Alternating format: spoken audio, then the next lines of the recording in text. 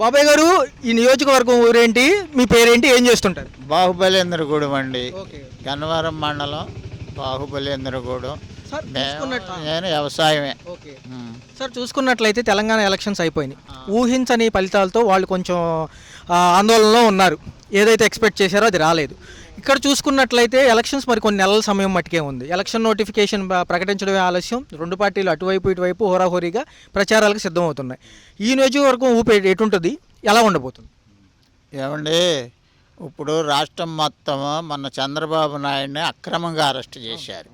అక్రమంగా అరెస్ట్ చేసేపాటికి దేశవ్యాప్తంగా, రాష్ట్ర వ్యాప్తంగా, ప్రపంచవ్యాప్తంగా ఎంతమంది బయటికి వచ్చారు అభిమానులు? ఆయన చేసే అభివృద్ధి ఎన్ని చెప్పారు వాళ్ళు? హైదరాబాద్లో పెట్టిన సభ కూడా అత్యంత సక్సెస్ అయింది కదా. బెంగళూరులో ఐటీ ఉద్యోగులు వీళ్ళందరూ మా జీవనం ఆయనే. నైపుణ్య సంస్థలో ఫ్రాడ్ జరిగితే మీరు చూపి అరెస్ట్ చేయండి అని చెప్పారు కదా. మరి ఏ ఆధారాలు చూపిలేదే సార్? ఎక్కడా కూడా కేసులో పారదర్శకత్వం లేదు. బెయిల్ మంజూరు అయిపోయింది. తర్వాత రిటర్న్ ఎప్పుడైతే హాజరుపరచమన్నారో అవన్నీ కొట్టేయడం జరిగింది.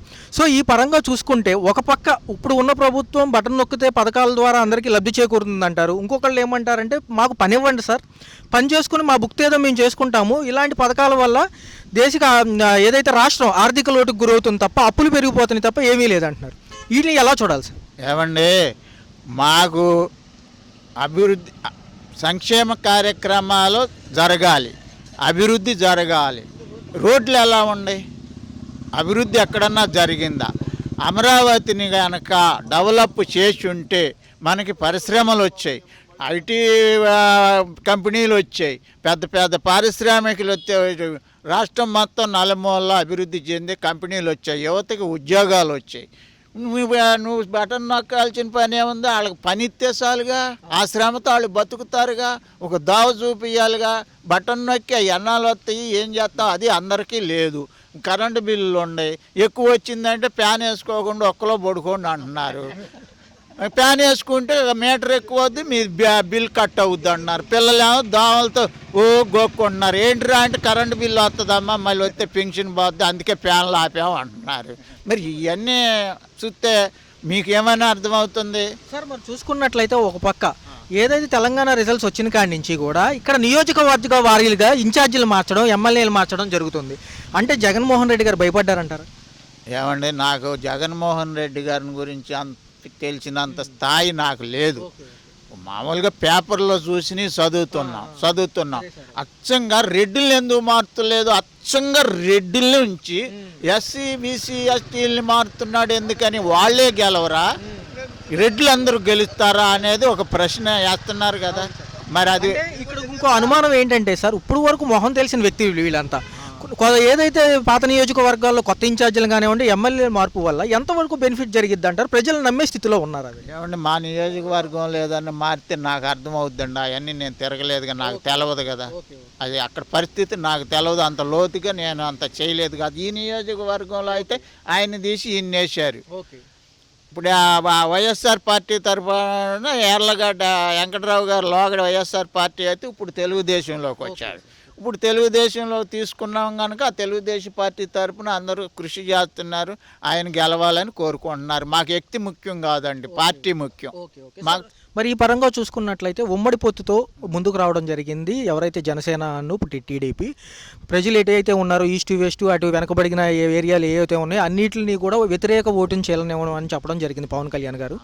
ఏదైతే ఉందో ప్రజలు కూడా హర్షణీయం వ్యక్తం చేస్తున్నారు ఈ ఉమ్మడి కూటమి వల్ల. సో ఈసారి భవిష్యత్తు ఎలా ఉండబోతుంది? ఏపీ ఖచ్చితంగా డెవలప్మెంట్ వైపు చూడొచ్చు అంటారు? ఏపీ డెవలప్మెంట్ ప్రభుత్వం మారితే డెవలప్ అవుద్ది, కానీ ఈ ప్రభుత్వం ఉంటే మట్టుకి సంక్షేమ పథకాలు అయితే ఏదన్నా చేస్తారేమో కానీ అభివృద్ధి ఎక్కడా లేదండి. ఒక కంపెనీలు మొత్తం కానీ ఏమీ లేదు.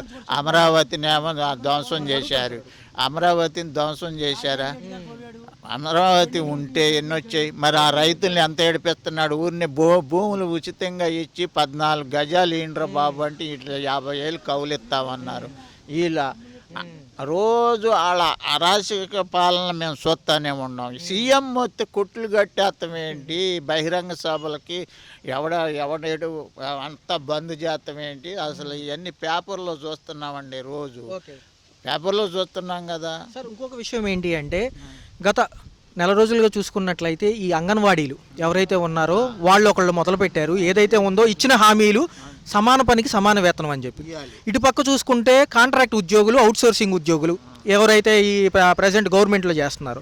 రెండో చూసుకుంటే గ్రామ వాలంటీర్లు మొదలుపెట్టారు కొన్ని చోట్ల, ఏంటి మమ్మల్ని పర్మనెంట్ చేసి జీవో పాస్ చేయమని.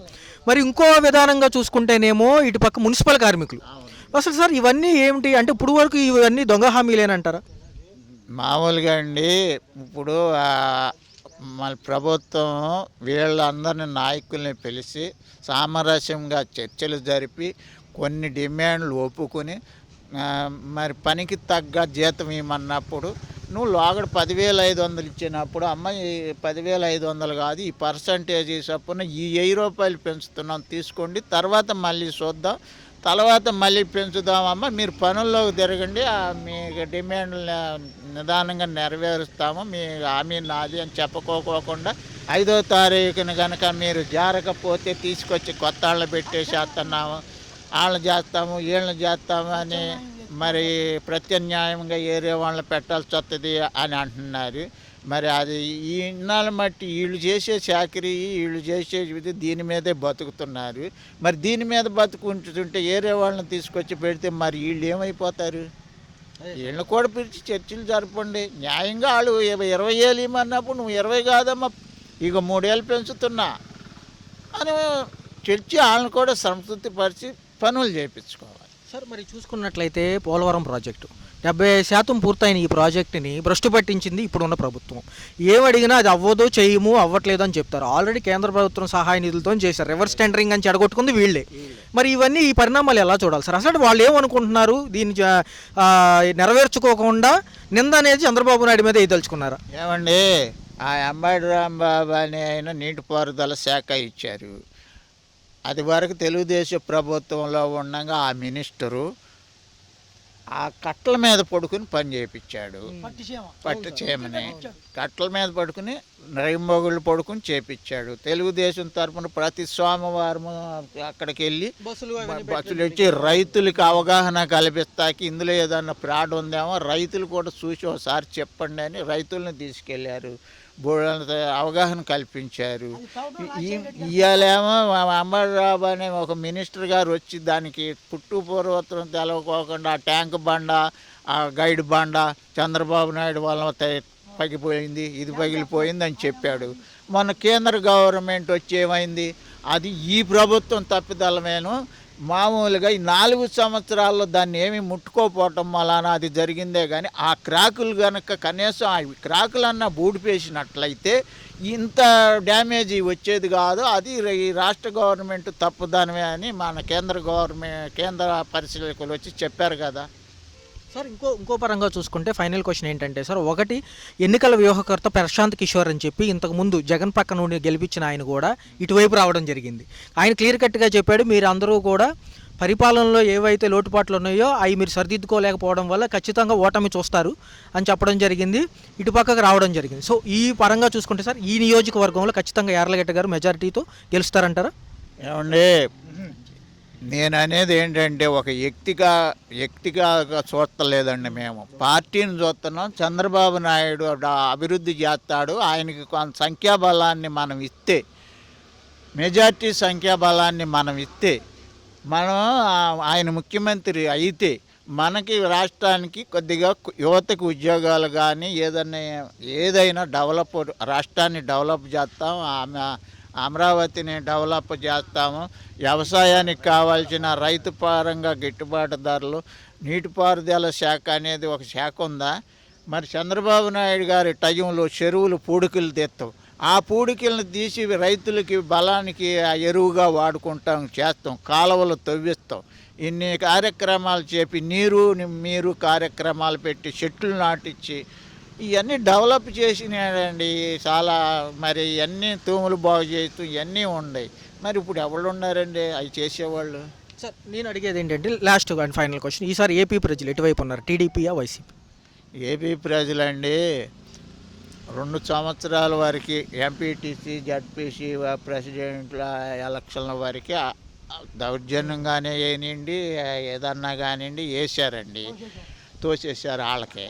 ఇప్పుడు ఏంటంటే ఇప్పుడు తెలుసుకున్నారు, మొత్తం అన్నీ తెలుసుకుని ఇక ఉపయోగం లేదు ఈ పార్టీ వల్ల ఈ పార్టీ వల్ల ఉపయోగం లేదండి. జగన్ గారికి ఎవరో తప్పుడు సలహాదారులు 60-50 మంది సలహాదారులను పెట్టుకున్నాడు. ఆ సలహాదారులు ఈయనకి సరైన సమాచారం ఇవ్వకుండా తప్పుడు సమాచారాలను ఇచ్చి ఈయన్ని చెడగొడుతున్నారు. అదే వాళ్ళ సలహాలే తీసుకుని చేస్తున్నాడు. ఇది కరెక్ట్ కాదు. కనుక ఈసారి చంద్రబాబు నాయుడు గారికి ఇద్దాము. ఈయన అభివృద్ధి చేస్తాడు. అప్పుడైనా ఈ జగన్ గారు ఓహో ఇలా చేసి అని పట్టుదలతో ఏమన్నా ఉంటే మళ్ళీ చంద్రబాబు నాయుడు ఏదన్నా తప్పులు చేస్తే మళ్ళీ ఇంకొకళ్ళు కోరుకుంటారు. అది ఓకే సార్.